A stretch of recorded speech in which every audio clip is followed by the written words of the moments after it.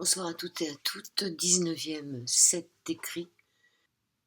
Après ces périples qui nous ont amenés dans un enfermement plutôt rigolo et qui nous a pris de vertige, on peut redescendre maintenant, on va passer dans les pharmacies françaises, les pharmacies parisiennes, les pharmacies des années 66, même avant, parce que quand j'étais encore avant, quand je rentrais dans une pharmacie, il n'y avait pas grand-chose, mais ça sentait bon.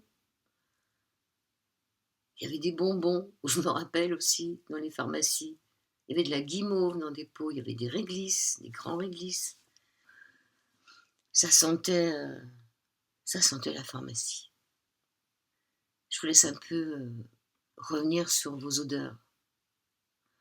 Il n'y avait pas beaucoup de choses devant qui encombraient de manière à ce qu'on achète, on achète. Vous savez, maintenant, il y en a partout, on ne peut même pas poser son sac tellement devant le comptoir, il y a des trucs pour nous demander, qui nous appellent à des trucs merveilleux, miraculeux, qui sont là, qui nous tentent pour qu'on les achète. Non, il n'y avait pas tout ça. À peine quelques pastilles. Peut-être des fois, il y avait une pastille Valda ou des Pulmol. Il n'y avait pas grand-chose. Et surtout, ça sentait bon. On ne voyait pas vraiment les médicaments. Il y avait des grands bocaux derrière avec des noms bizarres écrits dans des langues qu'on ne comprenait pas quand on était enfant. Pharmacie, d'antan.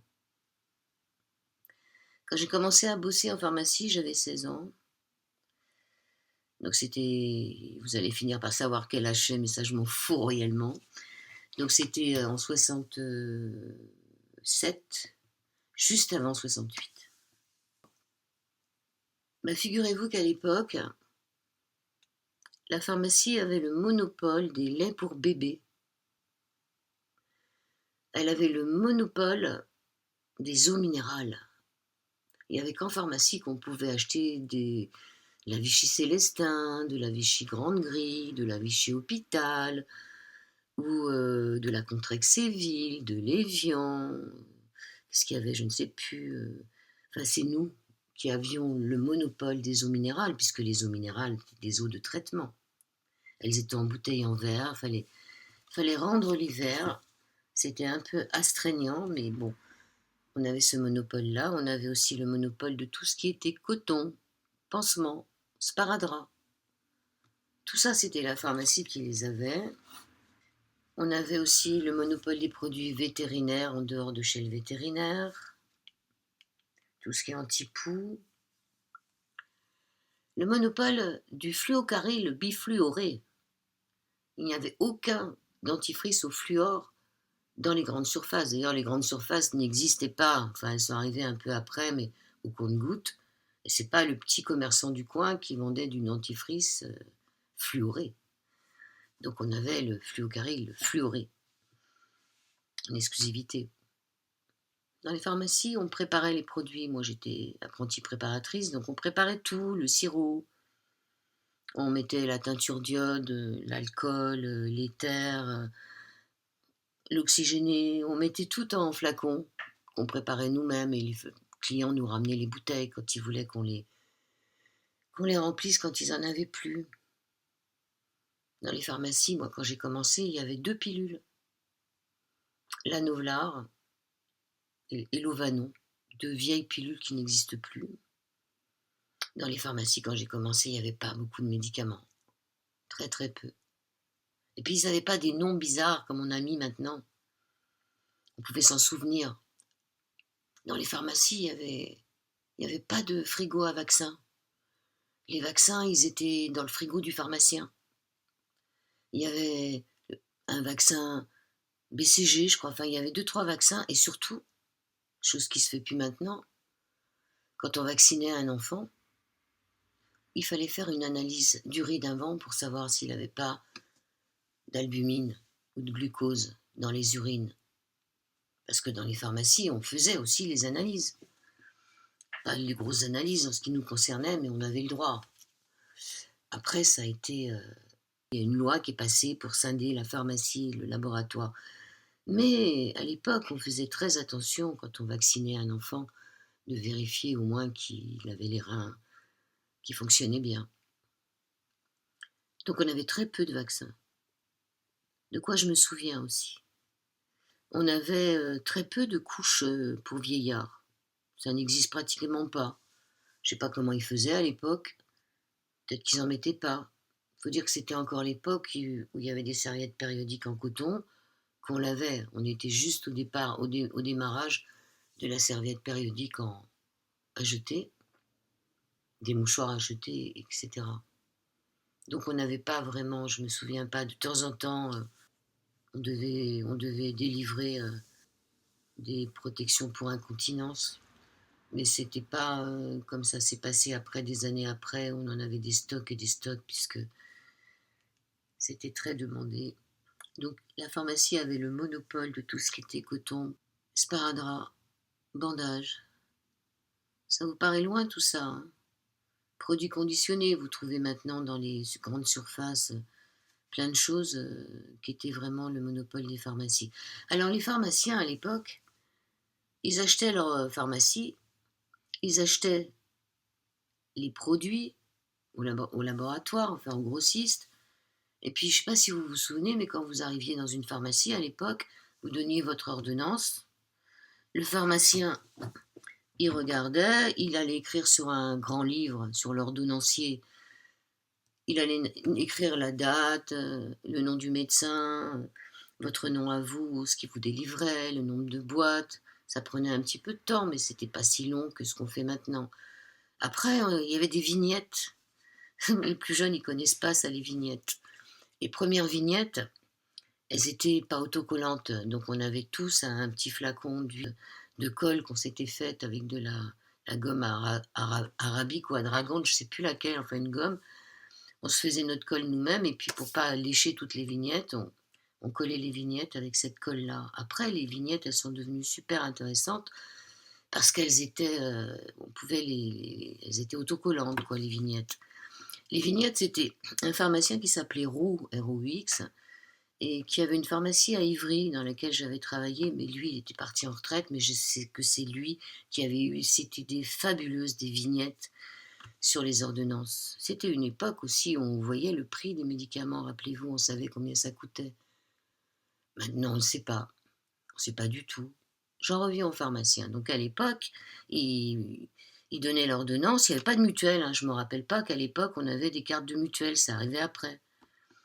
La personne, elle payait, elle emmenait ses produits et elle envoyait l'ordonnance à la sécurité sociale qui la remboursait.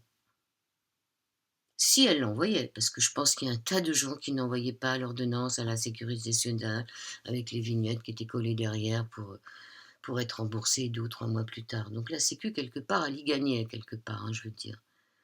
Maintenant, le pharmacien, à notre époque, il fait ses études, il achète son fonds de commerce, il achète ses produits, il donne tout au client, enfin au client, au patient. Et s'il a été bien sage, je dis bien s'il a été bien sage, s'il a bien délivré ce qu'il fallait, pas trop, pas assez, etc., il est payé par la sécurité sociale. Le client, lui, n'y voit que du feu, sauf qu'il paye maintenant quand même une partie, on paye de plus en plus. Je vois que sur une boîte de Doliprane qui vaut 2 balles, vous avez 1 euro à votre charge. Ça, c'est une autre histoire, mais je veux dire, c'est la Sécu qui le rembourse après, donc il faut tout avancer, il faut tout donner. Et ça a l'air d'être bien parce que les pharmaciens ne se plaignent pas. Mais moi, je trouve quand même qu'il y a quelque chose qui ne va pas. Pour moi, c'était mieux avant. Ça responsabilisait le client, ça responsabilisait le pharmacien, parce que ça n'empêchait pas que s'il avait mal fait son boulot, la Sécu pouvait lui dire. Mais maintenant, moi, je ne me vois pas faire des études, acheter une pharmacie, acheter les produits au grossiste, même s'il y a un laps de temps pour les payer, tout donner au client, puis attendre que la Sécu veuille bien me rembourser. Il y a un truc qui ne va pas. C'est mon côté gueularde. Enfin voilà, c'est les pharmacies, je voulais vous parler des pharmacies. À l'époque, dans les pharmacies, ça sentait bon parce que derrière, il y avait des flacons. Il y avait des flacons où on avait de tout. On avait des poudres, on avait des choses enfin, qui étaient normales. On avait ce qu'on appelait la droguerie. plein de choses. On faisait nos produits nous-mêmes, on pouvait faire vos pommades, on pouvait faire vos gélules, on pouvait tout faire dans la pharmacie. Ce qui a été bien, parce que pendant la guerre, il y a eu beaucoup de choses qui ont été faites dans les comptoirs, les arrière-comptoirs derrière, ne serait-ce que de l'aspirine. Cette aspirine qu'on pouvait mettre en cachet ou en gélule, puisque si on avait la matière première. Il y avait aussi des produits plus dangereux, hein, des produits du tableau A, tout rouge, ou des produits du tableau C, vert, ou carrément des stupéfiants, mais ça, il y en a toujours dans les pharmacies, qui sont bien fermés à clé. Tout ça pour vous dire qu'on avait des produits chimiques derrière, on avait aussi de l'herboristerie. Mais en ce qui concerne les produits chimiques, il n'y a plus rien dans les pharmacies. C'est-à-dire que tout ce que si vous voulez demander des produits, c'est tous des trucs conditionnés en petite quantité, qui sont conditionnés par des labos, et il n'y a plus chez le pharmacien la possibilité de faire par lui-même quelque chose. C'est-à-dire que demain, s'il y avait un gros problème, il ne pourrait pas, une fois que ça serait en rupture de stock, que ce soit du paracétamol ou que ce soit de l'aspirine ou n'importe quoi, je veux dire, il ne pourrait rien vous faire parce qu'il n'a pas les matières premières. C'est un peu quand même débile quand on réfléchit. Je vais arrêter de râler. Les pharmacies maintenant, c'est un peu comme c'était en Angleterre, parce que déjà en Angleterre c'était comme ça avant, c'est un peu du livre-service. C'est un peu le bazar devant, vous avez de tout. Là, cet après-midi, aujourd'hui je suis allée dans une pharmacie, il y a même des ventilateurs, vous savez, ces petits ventilateurs portables pour se ventiler dans les bus. Il y a de tout. Il y a de tout et il y a de rien, parce qu'il y a tout un tas de produits qui existaient à l'époque, qui n'existent plus, qui ont disparu, on ne sait pas pourquoi. Et puis des fois, vous demandez dans une pharmacie un produit comme l'éosine, par exemple, qui était un vieux produit qui était très utilisé à l'époque. Ils n'en ont pas. Il y a beaucoup, beaucoup de choses. Et puis surtout, il y a des noms de médicaments impossibles à se rappeler, qui sont le nom des... Ce sont les génériques des princeps, si bien qu'on ne sait plus où on en est. Et puis voilà, qu'est-ce que vous en pensez des pharmacies? Moi, j'ai continué la pharmacie pendant des années, puisque j'ai quitté la pharmacie après pour pouvoir avoir des enfants et les élever, parce que c'est pas un boulot que de rester dans une pharmacie, d'avoir des horaires de dingue, travailler le samedi, etc. Donc j'ai décidé après de faire des inventaires de pharmacie, donc d'avoir une boîte d'inventaire, et j'ai pu voir malheureusement l'évolution des stocks des pharmacies. Ce qu'il n'y avait pas avant et ce qu'il y avait après, ce qu'il y avait en très petite quantité qui est monté dans les stocks. Et c'est vrai que c'était pas réjouissant. J'ai vu disparaître des produits au profit d'autres produits qui me semblent plus dangereux. C'est pas le Rivotril, c'est un autre produit, j'ai perdu le nom. Enfin, c'est un produit qu'on donne aux enfants pour qu'ils se tiennent sages. Le Rivotril, c'est malheureusement ce qui a été utilisé pendant le Covid. Et puis quand j'ai vu tout ce qui a été déremboursé aussi, des trucs qui soi-disant ne servent plus à rien. On n'a plus le droit de se faire mal. Le Synthol, c'était remboursé. Il y avait 3 tailles à cette époque-là. C'était remboursé, le Synthol. L'Ultralvur, qu'on donnait systématiquement quand il y avait des antibiotiques. Et ben maintenant, c'est plus remboursé, donc on n'en donne plus. On ne protège plus l'intestin. Qu'est-ce qu'il y avait encore qui était remboursé? Tout ce qui était vénotonique pour les gens qui travaillent debout, qui ont des problèmes de jambes. On a estimé que ça valait pas la peine de les rembourser. Donc la pharmacie, elle a beaucoup, beaucoup changé, je veux dire. Je suis en train de chercher quoi? C'est pas le Rivotril, mais ça commence pareil. J'ai l'impression que j'ai la mémoire qui flanche. Je me souviens plus très bien. Bon, pour les enfants hyperactifs. Ritaline, pas Rivotril, voilà, c'est la Ritaline. Dans ces gosses qu'on met sous Ritaline, pour les troubles déficitaires de l'attention avec hyperactivité, les DTHA, méthylphénidate, voilà, phénidate. Donc la Ritaline, il n'y en avait pas pratiquement dans les tiroirs. Et puis après, il y en avait plein. Et vous savez, ça vous fait tilt, quoi. Est-ce que les enfants sont devenus vraiment... Il y a un tas de produits qu'ils ont arrêtés. Il y avait ce qu'on donnait avant aux enfants, ça s'appelait la juvépirine. C'était de l'aspirine pour enfants qui se suçait comme un bonbon.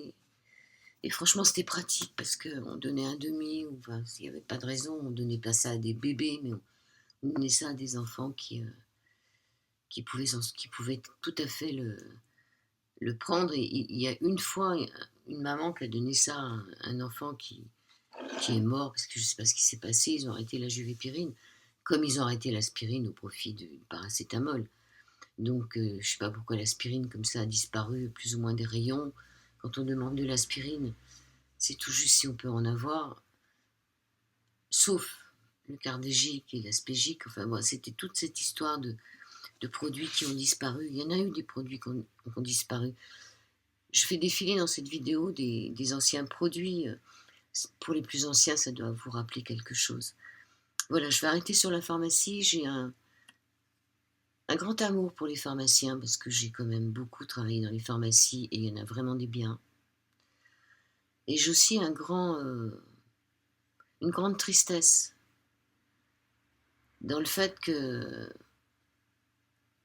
ils soient plus vraiment là pour... ils sont là pour délivrer des ordonnances de produits pharmaceutiques de laboratoire, mais ils ont perdu leur côté apothicaire, leur côté je sais tout faire, leur côté si demain il y a un pépin, je serai là, quoi. Parce que si demain il y a un pépin, je veux pas dire... il n'y a pas de produit, il n'y a pas de produit... ils ont rien. On va pas pleurer, hein, c'est la vie, c'est comme ça. On dirait que je suis toujours en train de me plaindre, mais quelque part je rigole. Hein. C'est juste les pharmacies d'antan. Quand ça sentait bon. Ça sentait quoi d'ailleurs? Ça sentait une espèce d'huile essentielle, un mélange de thym, C'était tous les produits qui étaient en arrière-boutique, qui, quoi qu'il en dise, sortaient de leur flacon pour nous accueillir, pour nous dire hey, on est là. J'espère que je vous ai fait rire. Merci de votre écoute. Dites-nous ce que c'était pour vous les pharmacies avant. La blouse blanche, bien sûr. Ils ont même plus de blouse blanche les 3/4 du temps. L'air sérieux. Le sourire. Les conseils. Les horaires. La disponibilité. Être là. C'est un commerce quand même, hein, donc les disponibilités d'un commerce. Merci d'avoir écouté. À demain si vous le voulez bien. Le thème de demain, le médecin de famille. Hein. Le médecin de famille. Est-ce qu'il existe encore des médecins de famille? Où est-ce qu'on en est en médecine? Faisons le point de ce que c'était avant. Est-ce qu'on se plaignait autant avant? Je crois pas. Moi, je me souviens pas que ça se plaignait comme on se plaint maintenant. Hein. Ou alors c'est moi. En vieillissant, on n'est jamais content. Voilà, donc les médecins de famille, si vous pouvez avoir des témoignages, des écrits, des audios, ou reprendre tous les textes d'avant. Merci beaucoup. À bientôt, à demain si vous le voulez bien, pour parler des médecins ou des docteurs, si vous préférez. Que le soleil accompagne vos pas dans ce mois de juillet qui se termine de l'année 2025 de notre belle planète Terre.